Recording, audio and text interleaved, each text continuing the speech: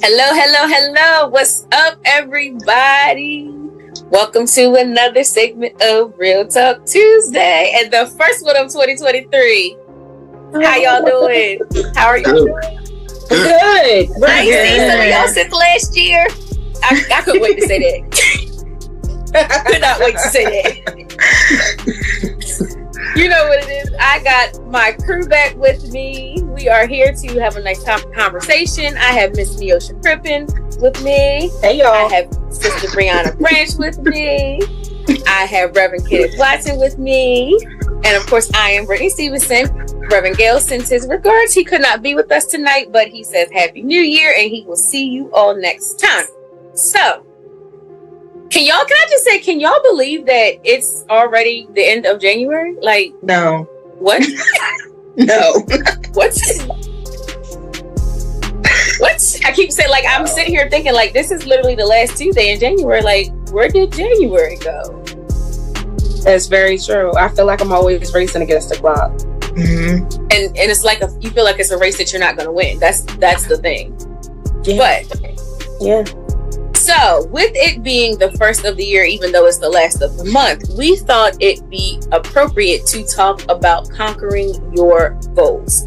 Reason being is because, the beautiful thing about the new year is it's a new start, it's a new mindset, but then what happens is you start to plateau, and then the things that you said you were going to do in January, and now it's April, and then it's December and they still didn't get done. So we want to talk about conquering these goals, setting them and actually seeing them through. So let's get into it. Before we start talking about conquering the goals, let's define a goal. So Miosha, what is a goal? Well, I always think of a goal as, you set like your desire that you want to achieve. And, you make a plan, right? Because you can't just, say I want to lose 20 pounds and you eat bad all day, right? So you set your mind on what it is that you want to achieve, and then you make it tangible. You put a date on it, and then you make a plan as to how you plan to achieve it within whatever specified amount of time that you have. So you got to put a date on it, because if not, it could be 2025 by the time you finish it, right? Correct. So that's how I look at it. Okay. Reverend Watson, what is a goal? What Sister Miosha said, I agree. I agree with that. I agree with that. Okay. That's my final answer. That's your final answer? For now. Brianna, anything else to add to that? Not necessarily. I don't think so. I'd agree that like a goal is setting an intention, something you want to work towards. Me personally, I don't think I've ever included like the plan of how I'm going to reach that goal in my definition of a goal. If that makes sense. It's just like the thing that I know follows after it. Like I just set this intention, so now I have to do this. But I think that was smart to include it as a part of your goal. So it's all one big cute little thing. Just wrapped up with a bow on it. Nice. Yeah. Okay, so by definition, not that your definition wasn't great, by definition, a goal is the object of a person's ambition or effort, an aim or desired result. So basically, it's just what I just said. So that's a goal. And what, Sister Miosha said, it's a desire. It's something that you want to achieve, something that you want to do, period. So now that we know what a goal is, why is it important to set specific goals for your life? Why do you think it's important to say, you know what, I'm going to do this.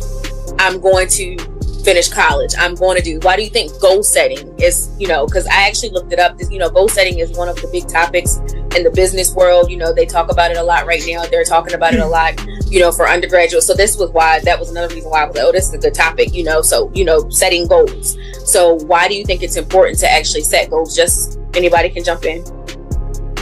I guess I can speak a little bit on it. I feel like it's important to set goals because it's so easy to get like comfy where you're at, and when life is good and life is easy and like, you know, you don't have to work too hard for like, you know, what you have going on for you, it's easy to just like sit there and you're not growing.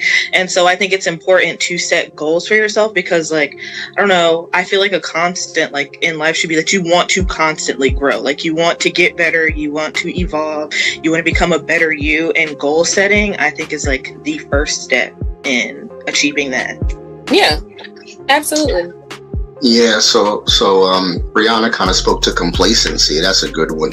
I think it also helps eliminate distractions, because you were just alluding to it earlier. I mean, we're almost in the month of February, right? Mm-hmm. And I guess if you're not goal setting, if you don't have a vision of what you're trying to accomplish, you know, you'll look up, it'll be June. And you've been distracted with life, with work, with school, and you haven't done anything because you don't have a plan, you don't have a vision. So complacency, then it kind of helps potentially avoid distraction. That's a good one. Miosha, anything else you want to add? No, I think that's good. What they said, I agree with that. Yeah, I think you like everyone said, I think it's important to set specific goals because of like what, you know, Brianna said, what Reverend Watson said. I mean, complacency is something, and it gets, you know, it becomes really easy to get comfortable where you are, especially like you said, if it's good, when things are good, you know, you don't think, well, it could be actually better, you know. Mm-hmm. You're not thinking that. So I think, you know, everything that you guys have all said has been, you know, right. So since we're talking about goal setting, why do you think a lot of people fail at achieving their goals? Like, what do you think are some issues that cause people to just, you know, get to June and still haven't done what they said they're going to do, then get to December and they still haven't done what they said they're going to do? I think often people start off out the gate wrong when they're making their goals. A lot of times they're not attainable. I like that word you use. I like that word you use. We'll come to that word in a minute. Yeah, they're not attainable and they're not realistic. So that's another word I like that you used. Mm-hmm. People find themselves that they haven't achieved it and they just want to give up on it. When in reality, the goal wasn't even attainable or realistic from the beginning. Mm-hmm. So I think that's important to set attainable and realistic goals, but also make sure that they're measurable. And I think somebody alluded to that earlier. So you can kind of quantify your progress, right? because I mean that's important. That kind of gives you the strength, the endurance to say, okay, I'm making progress. So this is realistic. This is something that I can accomplish. Okay. I'd say another thing. Oh, sorry. Oh, I'm sorry. You used 3 words that we're going to come back to, and I like that. So sorry, Brianna. I just wanted to say that. No, that's okay. That's okay. I'd say that something, I don't know if anybody here is on TikTok, but you know, a common thing that the TikTok girlies have been talking about is that when we're goal setting, there's like a difference between motivation and determination. And I feel like a big reason that like some goals, like you fail to reach your goals, is because you may start out motivated. Like it's January, you're like, yeah, I set this goal to do such and such, and you felt motivated to do so. But then the day that you lost your motivation, it was a bad day. Like something happened at work, I don't know, something happened on the highway, whatever. If you don't have like the determination to keep up with your goals, then you lose all your progress that day right there. And then it's so hard to hop right back on it and be like, okay, I'm motivated again. And I feel like that's an issue that people have as well. Mm-hmm. Okay. I can speak for me too. So it's, you know, it's not just y'all out there. I'm with y'all.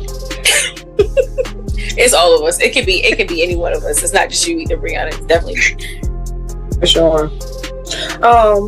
I would say, you know, our vices. And I know a lot of the times we can come up with a lot of excuses as to why we won't do certain things or to why we don't do certain things. But then we could like scroll online for like 2 hours when we could have been productive doing something else, right? So I think it's important to make sure that you stay focused on your goal and don't be distracted by things that are not making you better.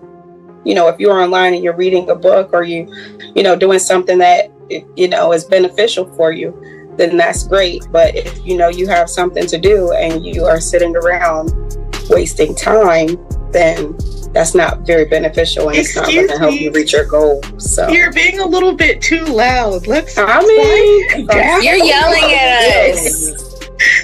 You're yelling. That's why I said ouch, because like when she said scrolling online for two, let me tell you something. This is off topic, but TikTok will have you doing that. Lost. That's why TikTok will have you on there. TikTok will have you sitting on your couch in your bed at 10 o'clock, and then you look up, it's already 1 o'clock. And here's what's crazy. So the original intent behind it is kind of short videos, right? Short clips, because everybody has such short attention spans. But you'll find yourself, even with short clips, you'll be on there for hours and hours. And look at that food, look at that people's dogs. Look at so that's testament to the fact people do what they want to do, right? Yep. Mm-hmm. I mean, if it's something that you're interested in and wanting to do and want to do, your attention span can be as long as you want it to be. That is facts, because I have found myself on TikTok for like a couple of hours. And like Sister Miosha said, I could have been reading a book or doing something else, but no, I don't want to read the book. I'm on TikTok looking at somebody make salmon nuggets with aioli sauce. So Reverend Watson, 2 o'clock in the morning, and you in the kitchen, like trying to unthaw the salmon, and then it's unthawed, right? And then you don't want, but now you done lost your motivation. So now you don't even want to cook it. So when I asked about why do we think people have a hard time achieving their goals, Reverend Watson used 3 words. He said their goals aren't measurable. He said they're not attainable, and they're not realistic. And those 3 words are actually coined in a term which is called SMART goals. Has anyone ever heard of the term SMART goals? So it's a business term that they use. It was coined by George T. Doran back in 1981 in a management review, and he's talking about goal setting and how you are to set your goals and achieve them. So you use the acronym is SMART. We all know how to spell SMART. So the acronym is SMART. So there's S, meaning your goal should be specific. Like if you're setting a goal, it shouldn't be like, oh, I'm gonna lose weight. That's not a goal. The goal is I'm going to lose 50 pounds, 20 pounds, 30 pounds. That's a specific goal, and it should be detailed. So then one of the words that Reverend Watson used, measurable. Your goal should be measurable. You should be able to measure your progress and accurately determine whether you've accomplished your goal. So you should be able to measure it. It shouldn't be just something, random and willy-nilly, but it should be something that's actually measurable. So that was another word he used. Attainable. You can't say, oh, I'm gonna save $1 million, but you only make 40,000 a year. That's not attainable. That is not realistic. The math is never going to math there. No, it's not. It's never going to math. But you're so attainable. Your goals should challenge you. And so, if you say, I want to save a certain amount of money, it shouldn't be like, if you make $100,000 a year, you shouldn't say, oh, I'm only going to save $1,000. That's not a challenge. That's a paycheck for somebody who makes that kind of money.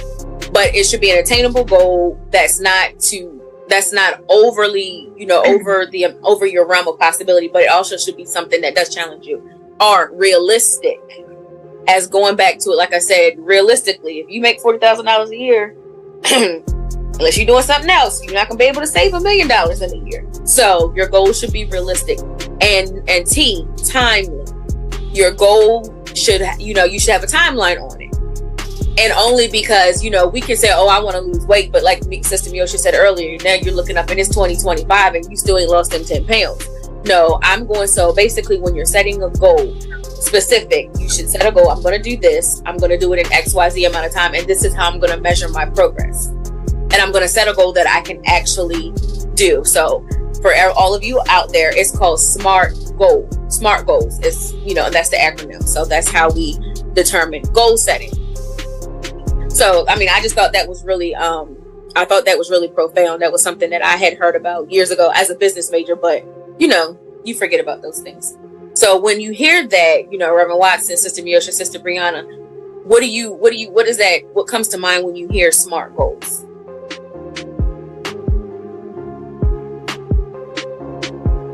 You mean like an example of a SMART goal? Is that what you? No, I guess just like when you hear SMART goals, like, do you think that, those are like things that are like realistic? Does it make sense to you? That sort of thing. Oh, okay. In that case, yes, I think it does make sense. And I think like it's a great acronym, and it has like, I feel like it actually has some of the components that Miosha described in it, if not all, that like in her definition of what setting a goal is. And so I feel like these are things that like people know, and they just like they think about these things when they're planning for a goal, but it's the execution of each component that maybe needs some. But I think it makes sense. Yeah. I asked that question. I'm sorry. I asked that question because sometimes when you hear things like that, you hear it, but does it resonate? So, but I felt like that terminology was simple enough to like resonate. Like, yeah, SMART goals, it fits. So we're all goal oriented people on this line. What are some things that help you achieve your goals? What are some of your things that you do personally when you think about, you said, I'm going to do this and I've done it? What were some of your tips that you could give to someone else that you could say, you know what, this helped me, I'm sharing it with you? Go ahead. You can go first. No, what I was going to say is, for me, accountability, like an accountability partner. Like having someone say, Brittany, did you do this? Not saying, and not having someone, because I know you're like, oh, well, you're grown, you should, but I feel like accountability helps.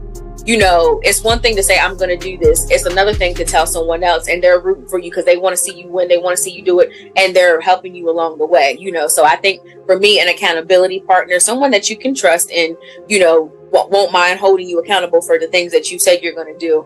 That was a big one for me. I'm sorry, Miosha, I cut you off then. No, you're fine. You're fine. There's a few things that I try and, stick by, and that is a track number grows, right? Because if you're doing it and you're not tracking it, then it's not realistic. What are you doing? And that is mathematic, not magic. Right? So you got to follow the numbers. You have to do the work. If you don't do the work, nothing is going to be done. You're not going to get anything done if you don't put in the work. So, those are just the biggest things for me. If I know that I want to do something, I know that I have to come up with a plan as to how I'm going to get it done, and I get it done. It's just as simple as that. Okay. I think for me, it's always me realizing and recognizing how valuable I am. Kind of realizing the purpose, the reason why God has put me on this earth, the reason why God has given me certain gifts. And I'm always thinking about the other people in my circle, in my life, whether that's my family, whether that's friends, whether that's community, whether that's First Baptist. So, I'm encouraged and motivated every time I see one of them, because I realize that people depend on me, right? And I take pride in it. I value it. And I just don't want to let God down. I don't want to let the people around me down. And that's enough motivation for me right there. Of course, I want to be successful. I want to accomplish a lot. But I really don't want to let people down. Kenny, you don't want to let us down. No, I'm serious. We love you. In my life, and you guys I would hope say the same things. I'm blessed, right? And I'm sure you guys realize how blessed you are. And I just want to be a blessing to other people. And with a lot of responsibility comes a tremendous I just like to help people, and I just don't want to let anybody down. I get it. I just want to help everybody. No, not everybody. He just wants to make God smile. That's what it is. Well, because it's got to be smart, right? I can't help everyone, right? That's not realistic and attainable. That's not attainable. That's not. No. I can pray for everyone, but I certainly can't help everyone. But you just talked about what's the motivation, what keeps you focused, and it's because of the people around me. and I just want to be the best version of myself for everybody. So that's my motivation. That's dope. We love that for you. We love that. We do. Brianna. We love that for you. I would also say having an accountability partner, whether it's another human being or if I just write it down somewhere. Sometimes I'll write some stuff on some sticky notes, right? And I'll just stick it somewhere. And if I'm walking around and I see a sticky note in my face, that's a note from past Brianna that wrote whatever she wrote about that sticky note. I haven't done it yet. I'll be like, I passed Brianna.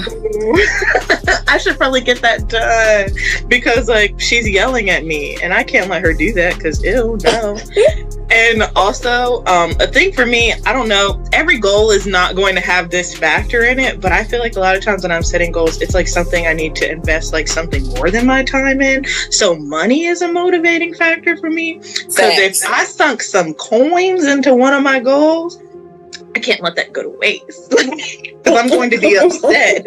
I'm going to be so angry if I lose out on like the money I put into it, and that would upset me. So as soon as I drop money on a goal, I'm like, okay, so we're in there. It's time. We're in there. Yeah, it's up and it's stuck. So I had when I was doing some research, they came up with 7 steps to effective goal setting.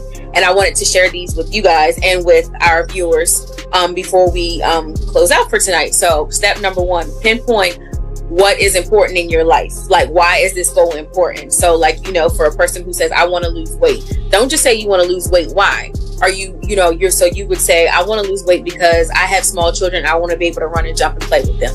I want to live a long life. I don't want 20 years from now, I don't want my kids to have to take care of me because I have some illness brought on about my weight. So pinpoint your why, because your why, that will be your motivating factor when the tiredness sets in, when fatigue sets in. Your why should be so loud that it pushes you towards that goal. So that's what I was saying. That's what it is for me. It's your why. It's the why, right? It's your why. So step number 2, write it down. That's a Miosha thing. That's a Miosha Brianna thing. Write it down. And that, sometimes, it's like people who like to do vision boards or vision journals, seeing is believing. And when you write something out, it's there in paper. And if you stick to it, if you're a person who looks at it, like Brianna says, it's yelling at you every day to do this. So writing it down. Step 3, identify your obstacles. So this is something that I feel like, we don't take a time to do.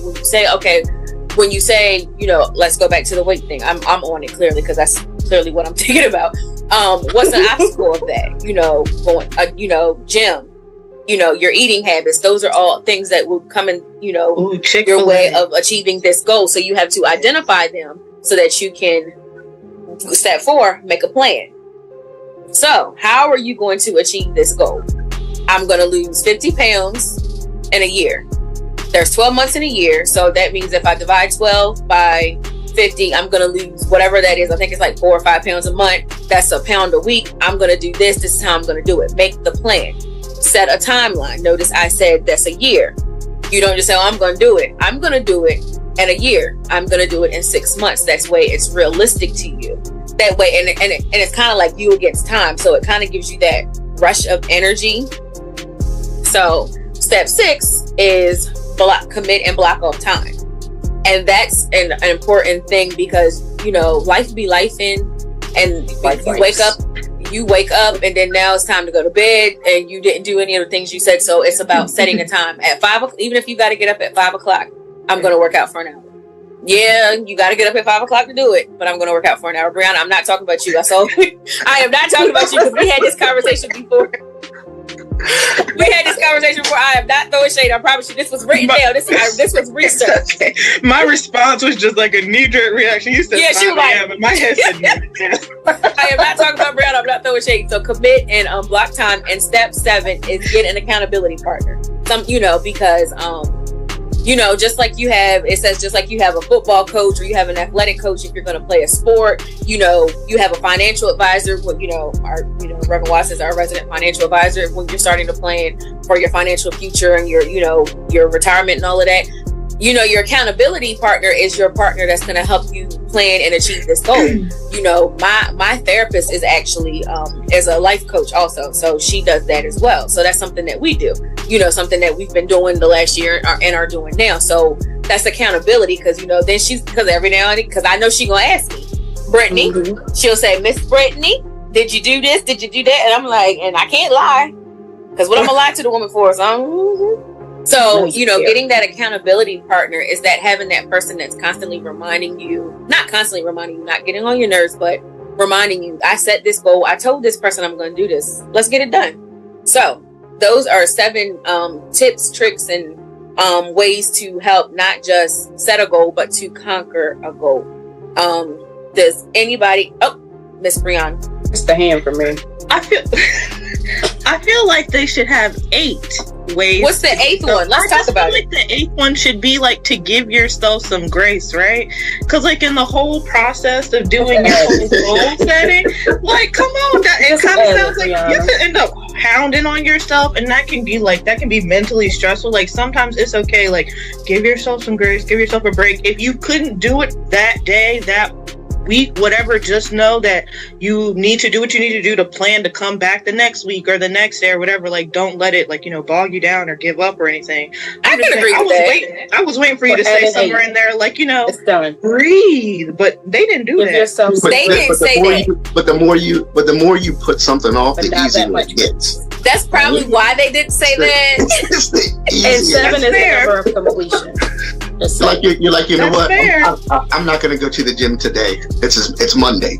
Then Tuesday it's raining. comes. You're like, okay, wait. Okay, see, I feel like that's taking it out of what I meant. I meant more so like it was a really busy day and you're stressing yourself out because give us an example to strengthen your point.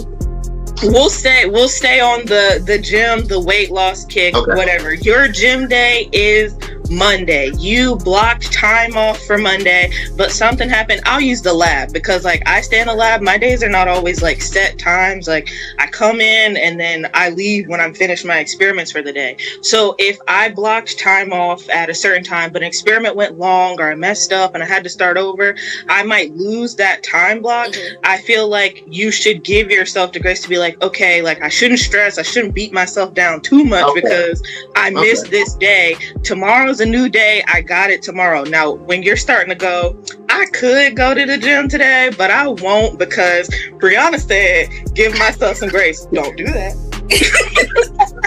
Do not do that.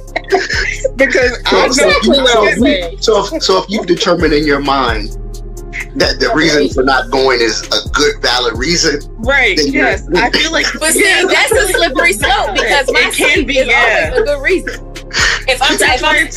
So it's good to have your accountability partner too, because maybe you could bounce that off your accountability. Like, girl, today was a long day. I feel like I deserve Chick-fil-A. And she gonna look at you like, you deserve, huh? Like, I just feel like there should be some space for some grace in there. You have to be careful with it. Maybe you use the 7 goals to like get you started so that you have a stable foundation. But like as you keep going, like you can't always be this like well-oiled machine. No, like let it absolutely. It's okay. Give yourself a break. Pat yourself on the back. Give you a hug, and then be like, all right, well I got it tomorrow. And just keep it pushing. But I feel like when you say give yourself some grace, I feel like that's also a part of identifying obstacles. And the reason why I say this, it's because like you said, you know your schedule. You know that sometimes when you're in the lab is going to lab. It's going to be labbing, and your experiments might run long. So you already have in your mind, you know what? Some days. Right. So why schedule a workout day on a lab day? Because Kenny, the lab is my life. I go there every day. No, that's my point. Right? So you go there. You say you go there every day? Yeah, I mean, I do research, so like the lab is, it's what I do. I got you. At night. Ish, but no.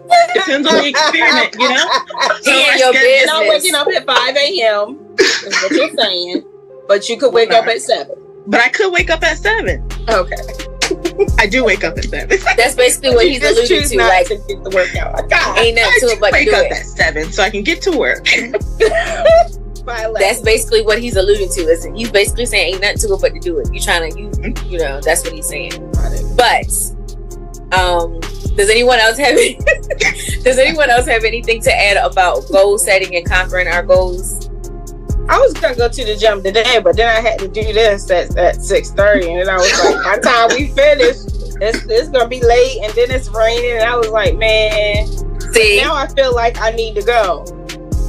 Or you could hear me out. Give yourself some grace, okay? You don't have to go. You don't have to go to the gym, but you know what you could do. I did wake up at 3:00. Listen, you know what you could do, Miosha? You could get on YouTube, so you don't have to leave your house and go out in the rain and be all tired at the gym. And you could do like a quick little video at home. Y'all see where the grace is coming in? I love that for me. I love that for you too. I don't like precipitation and inclement weather. Yeah. Mm-hmm.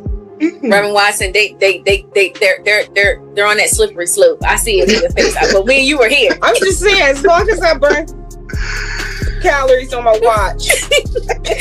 So thank you guys for this conversation. It is our hope and is our prayer that, you know, we as a people are goal oriented, we're goal minded, we're kingdom minded, we're goal minded, and that we're out here just thriving and winning and achieving the things that we set out to do. Because as Reverend Watson said, you know, God has given us all gifts, and what we don't want is that when we get to heaven, we go to heaven with our gifts. We want to leave them here. We want to give them, we want to use them to the best of our abilities while we're here.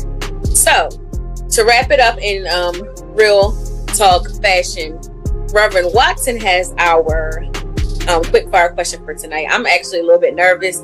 I'm nervous too. Normally, I'm the one asking the questions. So, you know, I don't like this, but we're going to let him do it. So he had to pull out something. I did.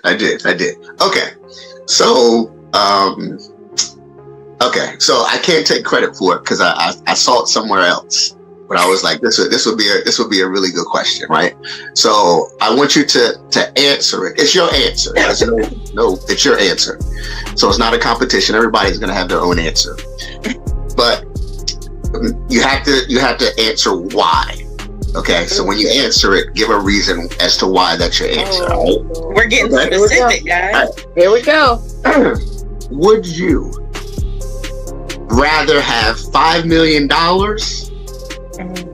or spend 5 minutes with Jesus? Done. Easy. Can I have the $5 million? And the reason why, can I go first? Sure, you already went. I'm already going first. So the reason why I'm saying the $5 million is because, you know, I'm planning on making heaven my eternal home. So I'm going to spend time with Jesus forever, for eternally. But the $5 million I can use down here on this earth, you know, and do some good in the hood, you know, pay my tithes and do all those things. So I'm, you know, which is gonna be, that's kingdom thinking, you know, I'm a tither, so I'm gonna pay my tithes. You know? I'm just saying. I mean, I feel like when you say spend 5 minutes with Jesus, does that mean I got to die and go to? Yeah, like is I'm dead? Am I dead? Or is I'm a lot like? That's a lot of gray area there. Is it only 5 minutes? 5 million, and Jesus is gonna get this. He'll see you later. Get this tithes and offerings, and we gonna level up this community. That's my answer. Who's next? Okay, I'm gonna assume that 5 minutes with Jesus means that I don't have to die, and that he's not talking to me for 5 minutes and then sending me downstairs, because that could also be implied with only 5 minutes with Jesus. But I would take the 5 minutes with Jesus, and you know what? That's purely because I have had questions for him since I was little and growing up in the church that I used to ask Mom, and Mom would be like, you could ask Pastor. And when I was younger, Pastor would be like, that's a great question, and he would give me his pastor answer, but I want to hear it straight from the horse's mouth because I'm curious. I just have some questions I need answers. So we've got why is the sky blue? I don't like that. So we've got one for Jesus and one for 5 million. Okay. Miosha. You're breaking the time. You're breaking the time. 5 minutes. I would do the 5 minutes with Jesus. For sure. Why? Oh, and then I gotta tell you why. I would say I would do it with Jesus because he knows my purpose, right? And then I wouldn't have to sift through life trying to figure it out sometimes.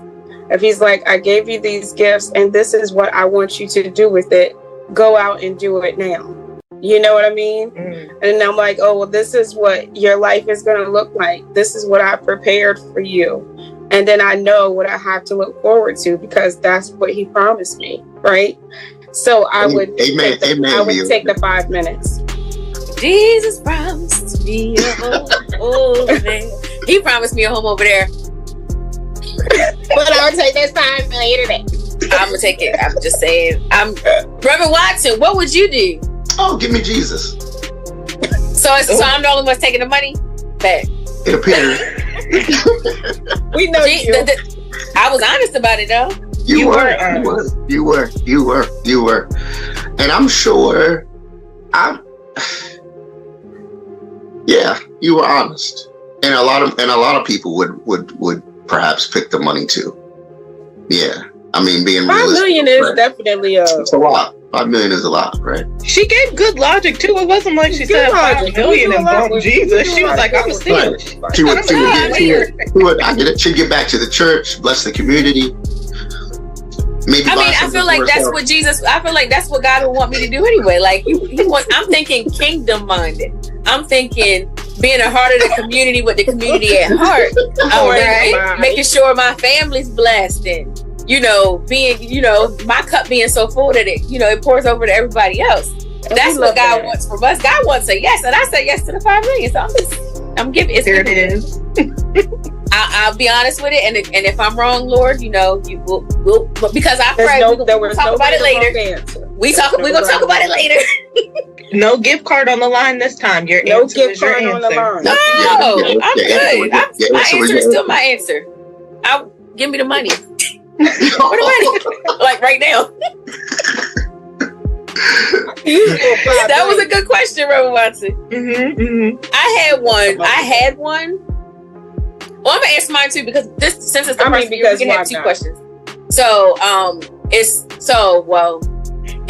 saw this somewhere. I watch on TikTok. It's a guy that interviews people, and he be like, how much money do you make? Those kind of questions. He asked them how much money they make, where do they live, what's the worst part about their job. But he always asked them, he said, if you could have all the money in the world or all the power in the world, which one would you pick? So that's my question to y'all. If you could have all the money in the world or all the power, which one would you pick and why? I would definitely say power. Why? I mean, because if you have enough power, then the money will come.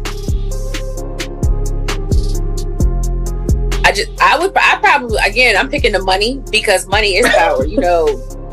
Money is power. Not if you don't know what to do with it. But see, that's where wisdom kicks in. But see, but that could be the same thing for power. If you give power to the wrong person, and it's living in Trump Town or something crazy like that. You give power to the wrong type of people. So Reverend Watson, would you pick the money or the power? I'd pick the power. Yeah, I'd pick the power. You picking the power? Yeah. Okay. Why? It's for the same reason Miosha stated. You can influence things. Copycat. Brianna.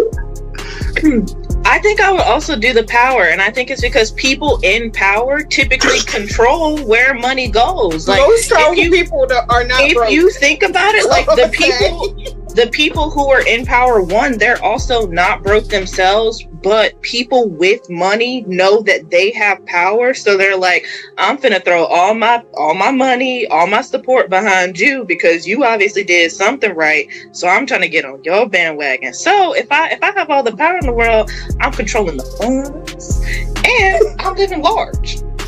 I guess it's my thing. I guess my issue is I don't want to be in control. I just want to have a good time. Just give me the money, and I can just for a good time. Yeah, I'm here for a good time. I'm not trying to be in control. I don't want to make no decisions for nobody else's life. I don't want to tell you what to do. I just want to be over here and love my people, give everybody a couple bucks, and that's all I want. I don't care. I mean, I don't want to be in control. That's too much. A good reason. But those were good questions. Clearly, I'm all about the money. Everybody else, hey, cash rules everything. It does. But this was fun. Thank you guys so much for joining us. Thank you, Reverend Watson, Neosha, and Brianna for talking with us on tonight. And we will see you all next month. Until next time, peace out. Bye, y'all.